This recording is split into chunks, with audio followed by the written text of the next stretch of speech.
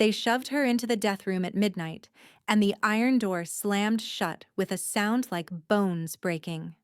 Kira's bare feet stumbled on the cold stone floor, her breath coming in sharp gasps as she caught herself against the wall.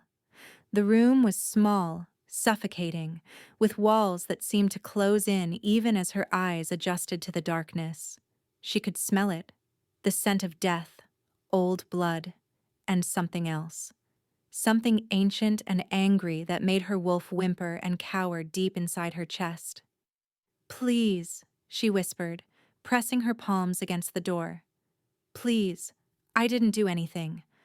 I'm innocent." On the other side of the door, she heard Beta Ronan's cruel laugh, the sound muffled but unmistakable. "Innocent? You're an Omega who dared to enter the Luna's sacred chamber. The law is clear, girl. You spend the night where Luna mates die, and if you survive until dawn, perhaps the moon goddess herself will prove your worth." Kira's fingers trembled against the iron. She knew this room. Everyone in the Silverfang pack knew this room. It stood at the eastern edge of the pack house, built centuries ago when the first Luna had demanded a place to punish those who betrayed the sacred bonds of the pack. 63 women had been locked inside over the past 200 years. 63 women had entered. Only 2 had walked out alive, and both had gone mad within a month, clawing at their own skin and screaming about voices in the darkness until they'd thrown themselves from the clifftop overlooking the valley. "I was only bringing fresh linens," Kira said, her voice breaking. "The head housekeeper sent me. She told me to. The head housekeeper is dead." Beta Ronan's voice was flat, emotionless. "Found an hour ago with her throat torn out. And you were the last one seen near the Luna's chambers. Your scent is all over the room." "No." The word came out as a sob. "No, I would never." "Dawn comes in 8 hours, Omega. Use them wisely. Pray to the moon goddess for mercy, because you'll find none from us." The sound of footsteps echoed as they walked away, leaving her alone in the darkness with nothing but the frantic beating of her own heart and the terrible, creeping cold that seemed to seep from the very stones. Kira pressed her forehead against the door, her whole body shaking. She was 23 years old, and she was going to die in this room. Die for a crime she didn't commit, murdered by whatever darkness lived in these walls. And no one would care. No one would even remember her name. She'd been a servant in the Silverfang packhouse for 7 years, ever since they'd found her half dead on the border, a teenage girl with no memory of where she'd come from, and a wolf so weak it could barely manifest. The pack had taken her in out of duty, not kindness, and she'd spent every day since trying to earn her place, scrubbing floors, washing linens, cooking meals, tending to the children, working from dawn until long past dark. She'd made herself invisible, kept her head down, never caused trouble. And now she was here. The cold intensified, and Kira wrapped her arms around herself, backing away from the door. The room was maybe 10 feet square, empty except for iron rings bolted into the walls, rings that had once held chains. She realized with a sick lurch of her stomach. The floor was stone, scrubbed clean but still stained with dark patches that could only be blood. In the far corner, barely visible in the darkness, stood a small altar. 3 white candles unlit, a cracked bowl that might have once held offerings. And behind it, carved into the stone wall itself, was the symbol of the moon goddess, a perfect circle with a crescent nested inside, surrounded by stars. Kira's wolf stirred, uneasy. There was power here, old power. The kind that made her skin prickle and her instincts scream at her to run, even though there was nowhere to go. She took a step toward the altar, then another. The temperature in the room seemed to drop with every inch she moved forward, until her breath came out in visible clouds and frost began to form on the walls. "I'm sorry," she whispered to the darkness, to the goddess, to whatever spirits haunted this place. "I'm sorry for whatever I did wrong. I didn't mean to." The candles lit. all three of them simultaneously, with flames that burned blue-white and cast strange shadows that writhed like living things across the walls. Kira stumbled backward with a cry, her heart hammering so hard she thought it might burst from her chest. The flames didn't flicker. They didn't move. They simply burned, steady and cold and impossibly bright. And then she heard it. A voice. Soft. Female. Coming from everywhere and nowhere at once. You carry life within you. Kira's hand flew to her stomach instinctively, protectively. She'd known for 3 weeks, but had told no one. Couldn't tell anyone. Because the father was impossible. Forbidden. A secret she'd carried like a knife against her heart for the past 3 months. No, she breathed. No, please, I can't. You carry the heir.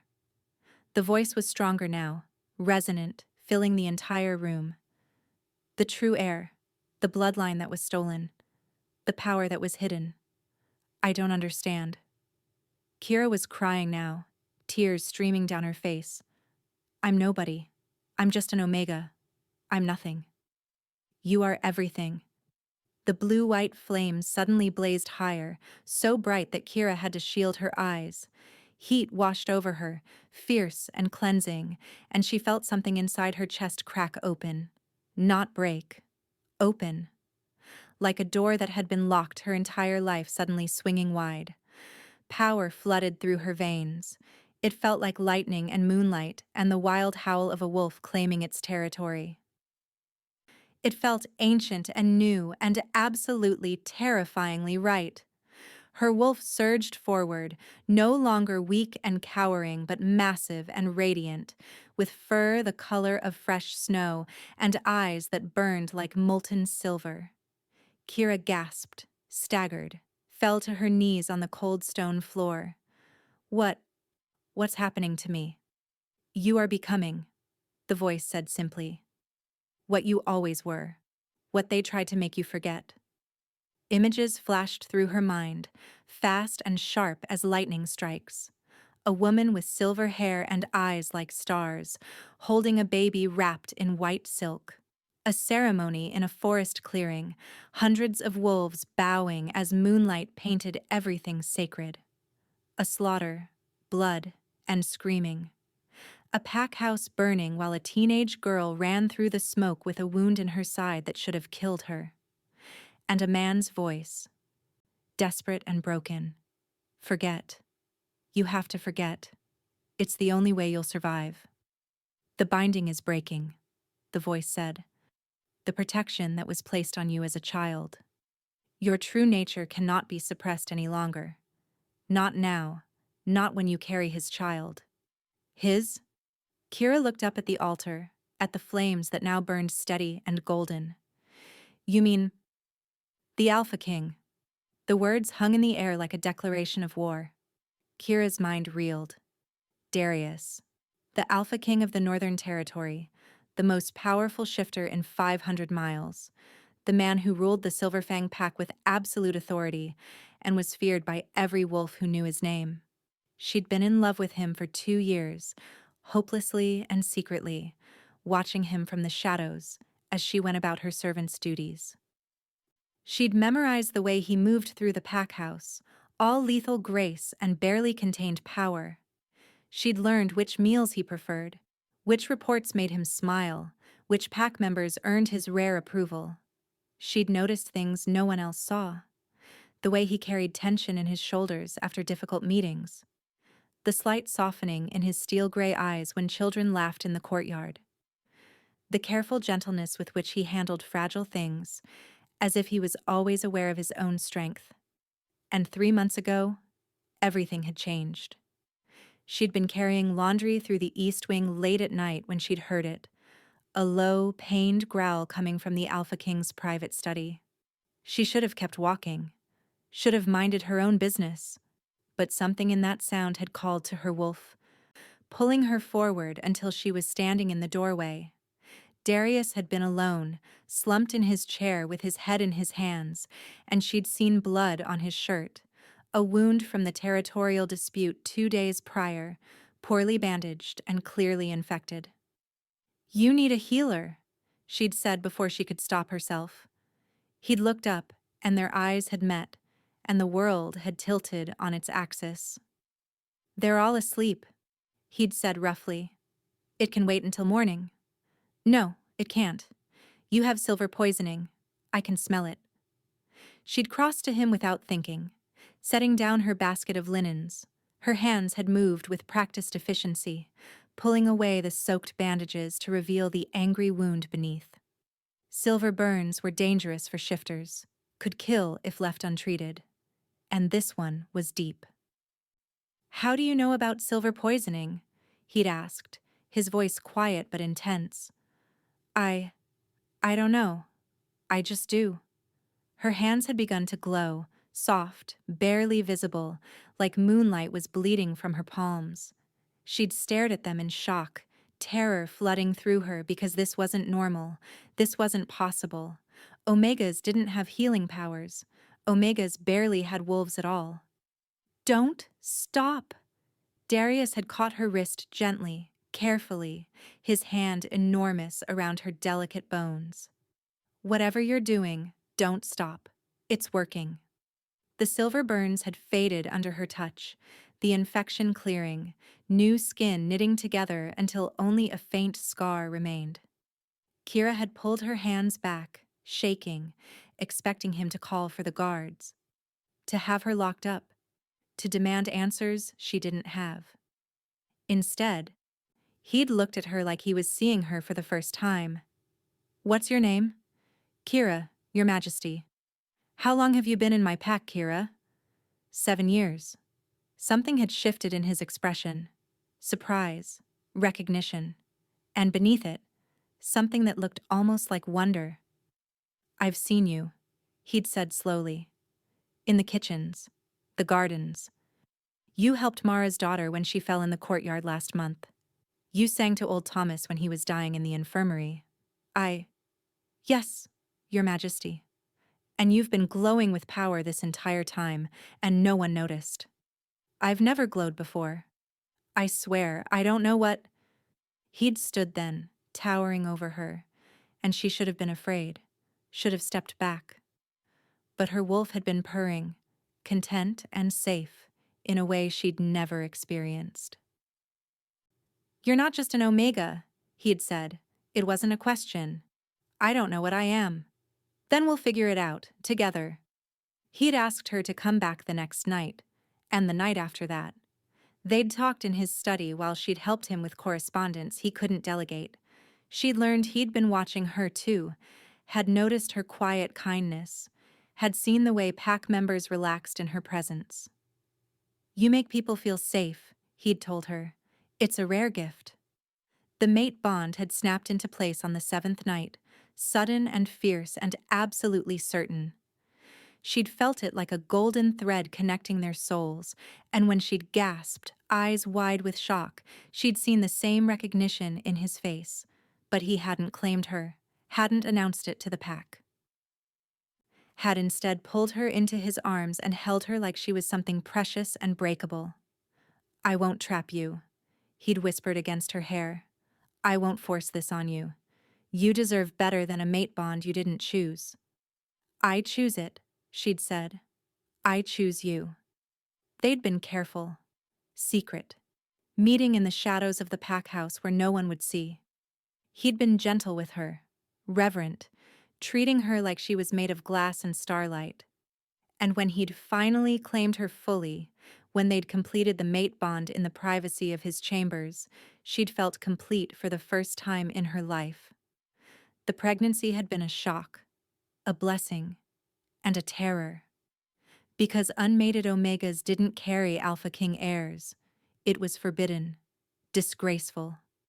The pack would demand answers, and Darius would be forced to either reject her publicly or bind himself to a servant, which would undermine his authority.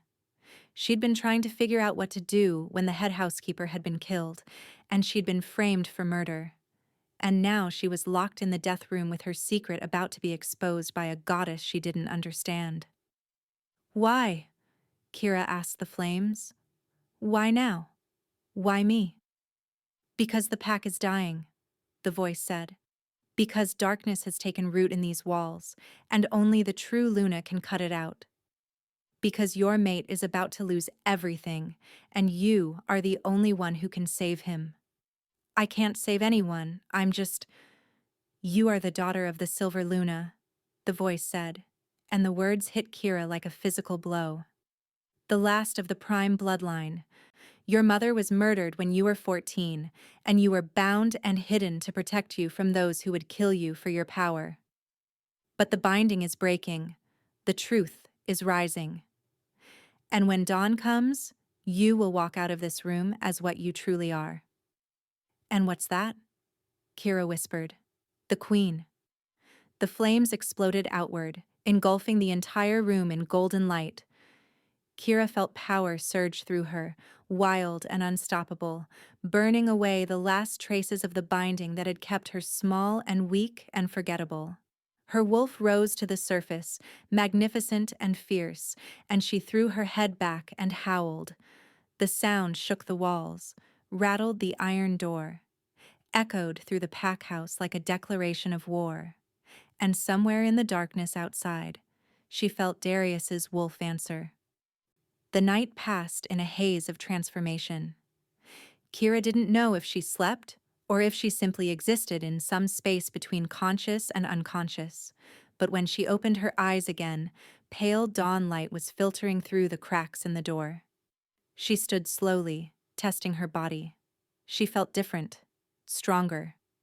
Her senses were sharper, her wolf no longer a timid presence but a powerful force that filled her entire being. When she looked down at her hands, she saw faint silver marks on her skin, ancient runes that glowed softly in the dim light. The marks of the prime bloodline, the marks of a Luna Queen. Outside, she heard voices, shouting, the sound of footsteps running. The door's still locked, someone said. Beta Ronin, his voice carrying clearly. She can't have... Open it. Darius's voice cut through the chaos like a blade. Now. Your Majesty, the law states that... I said open it. There was a moment of silence, heavy with tension. Then the sound of a key turning in the lock, metal scraping against metal. The door swung open. Kira stood in the center of the room, bathed in the golden light of the altar candles, her silver marks glowing, her wolf's power radiating from her like heat from a forge. She met Darius's eyes across the threshold, saw them widen with shock and recognition, and something that looked like fierce, possessive pride. He was massive as always, filling the doorway with his presence, his dark hair slightly disheveled, and his steel-gray eyes blazing. He wore the formal black clothing of an alpha king, but his shirt was untucked and his collar was open, like he'd dressed in a hurry. Behind him stood half the pack's leadership.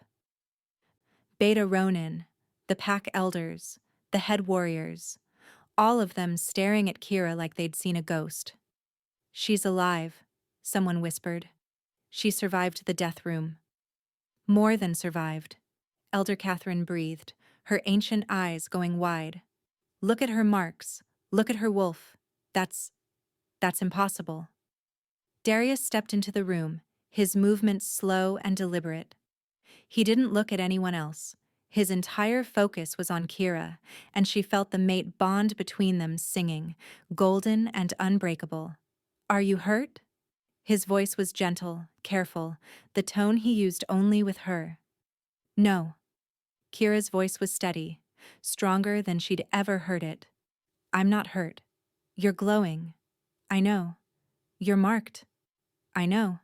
He stopped in front of her, close enough that she had to tilt her head back to maintain eye contact. Close enough that she could smell his scent, pine and storm and something wildly masculine that made her wolf purr with contentment. Tell me what happened, he said quietly. So she did. She told him about the voice, the flames, the revelation about her bloodline, the breaking of the binding. She watched his expression shift from shock to understanding to a fierce, protective fury that made his eyes flash gold. When she finished, the room was utterly silent. Then Beta Ronin laughed, harsh and disbelieving. This is absurd. She's an Omega who's probably been dabbling in dark magic. The prime bloodline died out 20 years ago. Everyone knows that. Then explain the marks, Darius said without looking at him. Explain how she survived a room that's killed 61 women. Explain how she's radiating Luna power that I can feel from here. She could be... Enough. Darius's voice dropped into an alpha command, and everyone in the room immediately fell silent, heads bowed in submission. Everyone except Kira, who stood tall and met his gaze without flinching, because she was his equal now, his mate, his queen, and they both knew it. Darius turned to face the assembled pack members, his body still positioned protectively between Kira and the door. Kira is my mate, he said, his voice carrying clearly. She has been for 3 months. I claimed her fully, and she carries my child. Gasps echoed through the corridor outside. Kira heard people pushing forward, trying to see, trying to witness this impossible moment. You made it a servant? Elder Catherine's voice was sharp. Without telling the council? Without... I mated my true mate, Darius said. As is my right, as is the will of the moon goddess herself. But she's an Omega. She's the daughter of the Silver Luna. Darius's eyes blazed. The last of the prime bloodline. The prophesied queen who was hidden to protect her from those who murdered her mother and tried to destroy her line. He turned back to Kira, and his expression softened. He reached out slowly, giving her time to refuse, and when she didn't, he cupped her face in his hands with a gentleness that made her eyes sting with tears. I should have protected you better, he said quietly. Should have claimed you publicly. Should have made sure everyone knew you were mine so this never could have happened. You were trying to give me a choice, Kira said. And look where that got us. You could have died last night. But I didn't. Because you're strong, stronger than anyone knew, stronger than even you knew. His thumbs brushed across her cheekbones, wiping away tears she hadn't realized were falling. Forgive me. There's nothing to forgive. He leaned down and pressed his forehead to hers, a gesture of intimacy and trust that made several pack members gasp. You're the queen, he whispered. You were always the queen, and I'm sorry it took me so long to see it. You saw it, Kira said. You saw me when no one else did. When he kissed her, it was soft and sweet, and absolutely possessive, a claiming that left no doubt in anyone's mind about what she was to him. The mate bond flared golden between them, visible to everyone watching, and Kira felt power surge through her veins as their wolves recognized each other fully. When they finally broke apart, Darius turned back to the assembled pack, keeping Kira tucked against his side. Kira is my mate, and your Luna Queen, he said. Anyone who challenges this challenges me directly. Anyone who threatens her threatens the entire pack. Is that understood? A chorus of, yes, Alpha King echoed through the corridor. The head housekeeper's murder will be investigated fully, Darius continued, and whoever framed my mate for this crime will answer to me personally. Beta Ronin had gone pale, Kira noticed. His scent had shifted, carrying the sharp edge of fear and guilt. Your Majesty, he started, but Darius cut him off with a look. You locked my mate in the death room, Darius said softly. And somehow that quiet voice was more terrifying than any shout. You knew I was searching for her. You knew I would tear this pack house apart looking for her.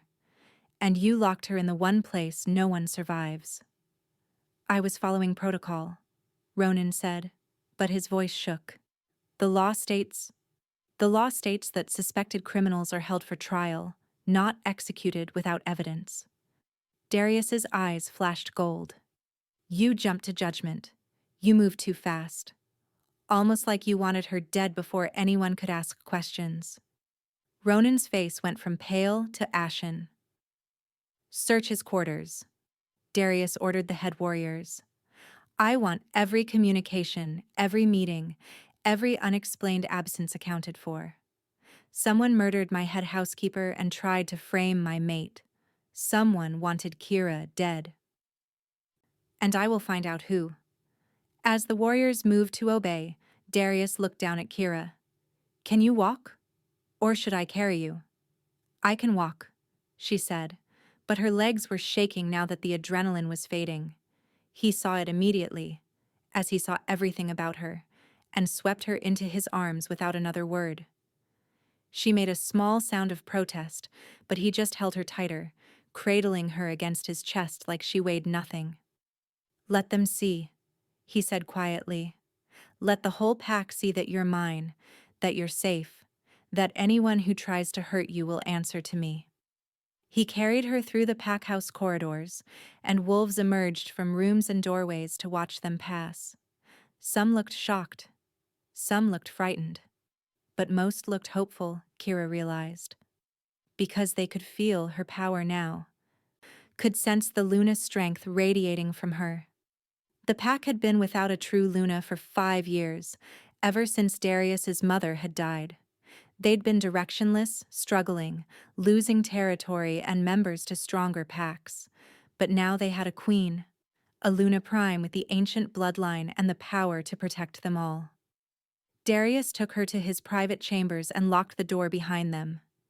Then he set her down carefully on the bed and knelt in front of her, his hands resting on her thighs.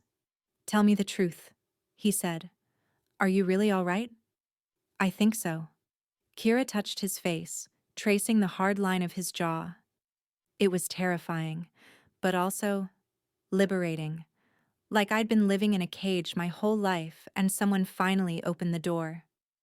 Your power is incredible, he said. I could feel it from the other side of the pack house. It woke me from sleep. My wolf was going insane, demanding I get to you. I felt you answer, she said. When I howled, I felt your wolf. I ran through the halls like a madman. A slight smile touched his lips. Elder Catherine tried to stop me, said I couldn't open the death room before dawn. I nearly shifted and tore the door off its hinges. I'm glad you didn't. I would've, he said seriously. If I'd thought you were in danger, I would have burned the whole pack house down to get to you. She believed him, saw the truth of it in his eyes, in the fierce possessiveness of his wolf. I'm pregnant, she said quietly. The voice, the goddess, she confirmed it. Darius's hands tightened on her thighs, his eyes going molten gold. I know. I could smell it on you. Have been able to for 2 weeks, but I was waiting for you to tell me. You knew? My wolf knew. He's been impossibly protective. I've wanted to lock you in these rooms where nothing could touch you. I would have hated that. I know. That's why I didn't. He leaned forward and pressed a kiss to her stomach, reverent and gentle. But now everyone knows. Now I can protect you properly. No more hiding. No more secrets. What about the pack? Kira asked. They won't all accept this. An Omega suddenly revealed as a Prime? Your mate carrying an heir? It's too much too fast. Let them try to challenge it, Darius said, his voice going hard. Let anyone try to question your right to be Luna Queen. They'll learn very quickly why I'm called the Alpha King. Over the next 3 days, the pack watched in awe as their new Luna came into her power. Kira moved through the pack house with growing confidence, her silver marks glowing softly, her presence calming and commanding in equal measure. The servants who'd once worked alongside her now bowed when she passed. The warriors who'd barely noticed her now sought her blessing before patrols, and the children loved her immediately, drawn to her gentle strength and the way she remembered all their names. The investigation into the head housekeeper's murder moved swiftly. Beta Ronin was arrested within 48 hours, evidence found in his quarters proving he'd been working with a rival pack to destabilize Silverfang from within. He'd murdered the housekeeper when she'd discovered his treachery, then framed Kira in hopes of eliminating the one person whose power could expose him. He'd failed, spectacularly. Darius held a formal ceremony on the fourth day, presenting Kira to the pack as their Luna Queen in front of hundreds of witnesses. She wore white silk threaded with silver, and when she stood beside him on the raised platform, she looked every inch the royalty she'd been born to be. "The prime bloodline was never broken," Darius announced, his voice carrying across the assembled pack. "It was only hidden, protected, kept safe until the time was right for its return. That time is now. This woman is your Luna Queen, blessed by the moon goddess herself, marked with the ancient signs, and carrying the heir to the Silverfang throne." He turned to Kira, took her hand, and raised it high above their heads. "I claim her before the pack and the goddess," he said. "She is my mate, my queen, my equal in all things, and anyone who harms her harms me." The pack howled their approval, the sound rising to the sky like a prayer. That night, alone in their chambers, Darius pulled Kira into his arms and held her close. "I was so afraid," he admitted quietly. "When I realized you were in the death room. When I thought I might lose you before I ever got to tell you how much you mean to me." "Tell me now," Kira said. So he did. He told her how he'd noticed her years ago, had been drawn to her quiet strength and gentle spirit. How he'd watched her care for others with a selflessness that humbled him. How he'd suspected she was more than she seemed, but had never imagined the truth. "You made me want to be better," he said. "Made me want to be worthy of you." "You are worthy," Kira said fiercely. "You saw me when I was invisible. You loved me when I was nothing. You were never nothing." He cupped her face in his hands, his eyes blazing with intensity. "You were always everything. I just had to wait for you to see it too." When he kissed her, it was different than before. Deeper. More certain. The kiss of a man who knew exactly what he had and would die before letting it go. Kira melted into him, her hands fisting in his shirt, her wolf purring with contentment. She was home, safe, loved, and she was queen. 3 months later, when her pregnancy began to show and her power had fully stabilized, Darius threw a celebration that lasted 3 days. The entire Northern Territory came to honor their new Luna Queen and to swear loyalty to the heir she carried. Kira stood beside her mate on the final night, watching wolves from a dozen packs dance and feast and celebrate under the full moon. She touched her rounded stomach, feeling the child. A daughter, the healer said, kick strongly against her palm. "Are you happy?" Darius asked, wrapping his arms around her from behind. "More than I ever thought possible," Kira said. "Good." He pressed a kiss to her temple. "Because you deserve happiness. You deserve everything." She turned in his arms, looked up at the man who'd seen her worth when no one else had, who loved her when she was just a servant and claimed her as his queen. "I love you," she said. "I love you too," he said. "My Luna, my mate, my everything." They stood together under the moonlight, the Alpha King and his Luna Queen, while their pack celebrated around them and their daughter grew strong in Kira's womb. She'd walked into the death room as a frightened Omega with no memory and no power. She'd walked out as a queen. And now, standing in her mate's arms with their future growing inside her, Kira finally understood what the goddess had meant. She hadn't just survived the death room. She'd been reborn there, transformed from invisible servant to the most powerful Luna the Northern Territory had seen in 200 years. And her story, the story of the Omega who became a queen, would be told for generations to come. The attack came on a winter morning when Kira was 8 months pregnant with their second child. She was in the nursery with their daughter Liana, who'd just turned 2, and was determined to help her mother fold tiny clothes for the baby brother who would arrive soon. The little girl had her father's steel-gray eyes and her mother's silver-touched hair, and she hummed while she worked, completely content in the safe world her parents had built for her. Kira felt it before she heard it, a sudden wrongness in the air, a spike of fear from the guards on the eastern wall. Her Luna senses flared, and she was already moving toward the window when the first explosion rocked the pack house. Glass shattered. Lyanna screamed, and Kira threw herself over her daughter as the world erupted into chaos. Rogues poured through the breach in the wall. Dozens of them, their eyes wild and their wolves twisted by dark magic. They moved with unnatural speed, tearing through guards like they were nothing, heading straight for the pack house with single-minded determination. Heading straight for the Luna Queen. Kira's wolf surged forward, power blazing through her veins despite her heavily pregnant state. She scooped Lyanna into her arms and ran for the reinforced safe room Darius had built into their chambers after the incident with Beta Ronin. But she didn't make it. A massive rogue crashed through the door, his fur matted with blood and his fangs bared. He was enormous, nearly as large as Darius, and when he saw Kira, recognition flashed in his corrupted eyes.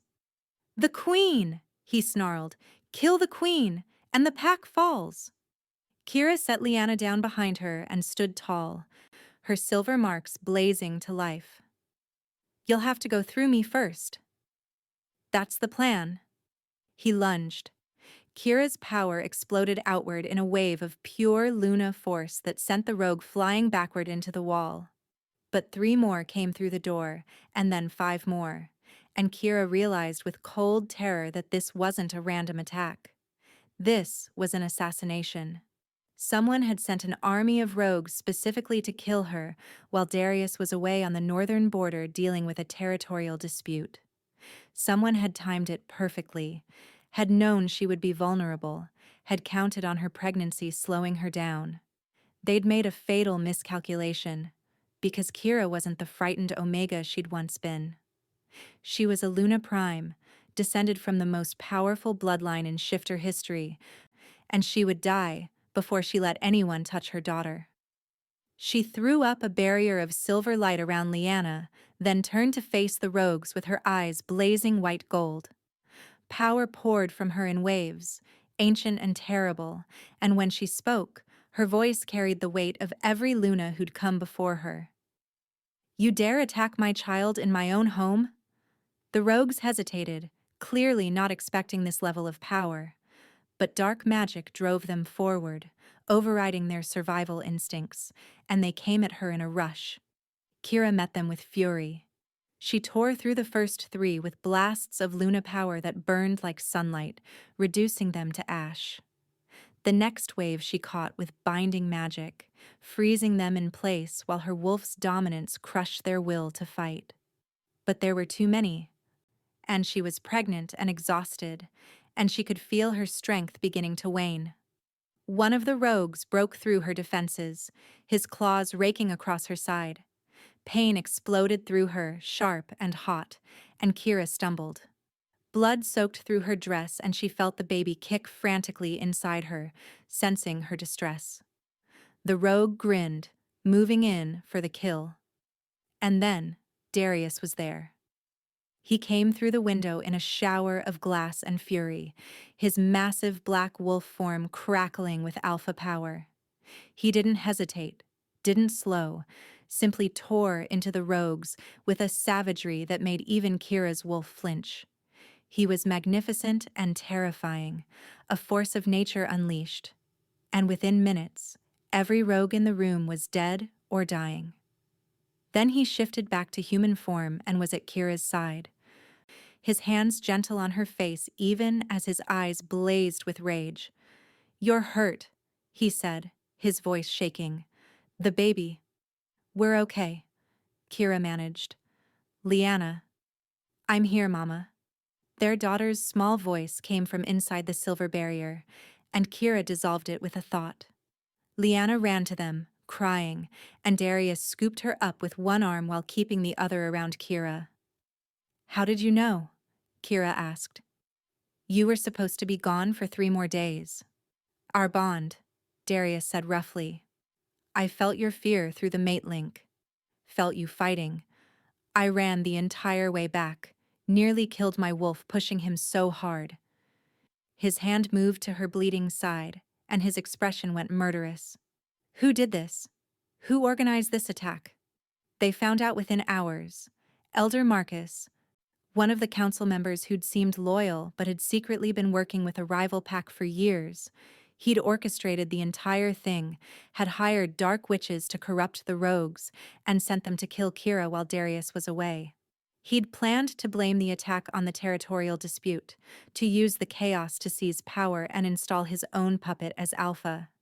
He'd failed to account for the mate bond, for Darius's ability to sense his mate's distress across 100 miles, for Kira's sheer power and determination to protect her child. Darius dealt with the traitor personally, and his punishment was swift and absolute. Then he held a pack meeting and made a declaration that sent shockwaves through the entire Northern Territory. "Anyone who threatens my family threatens the entire pack," he said, his voice carrying to every wolf assembled. "Anyone who plots against my mate or my children will face my wolf directly.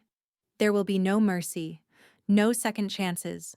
The Luna Queen and the heirs she carries are sacred, and I will burn the world down to keep them safe." The pack howled their agreement, and this time there was no doubt, no hesitation. They'd seen their Luna fight.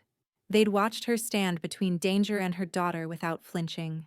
They knew what she was made of. Kira gave birth to their son, Caden, 2 weeks later. The labor was difficult after her injuries, but she was strong, and when she held her baby boy for the first time, she wept with joy. He had Darius's dark hair and her silver marks already visible on his tiny hands. "He's going to be powerful," the head healer said with awe. "Both of them are. The prime bloodline is strong in them." Darius pressed a kiss to Kira's sweat-dampened forehead, then looked down at his son with such fierce love it made Kira's heart ache. "They're perfect," he said, "just like their mother." 3 years later, Kira gave birth to their third child, another daughter they named Sarah. She came into the world screaming with Luna power already blazing in her eyes, and the pack celebrated for a week straight. By then, the Silverfang pack was the strongest in the Northern Territory. Under Kira's guidance, they'd established new alliances, strengthened their borders, and created a sanctuary for lost wolves and orphaned children. The pack house was always full of laughter now, of children playing and families thriving. Kira stood in the main hall one evening, watching Liana teach Caden how to shift properly while little Sarah toddled after them, determined to keep up with her older siblings despite being barely 3. Darius came up behind her, wrapping his arms around her waist and resting his chin on her shoulder. "Happy?" he asked, the same question he'd asked so many times over the years. "Impossibly happy," Kira said, leaning back against his solid warmth.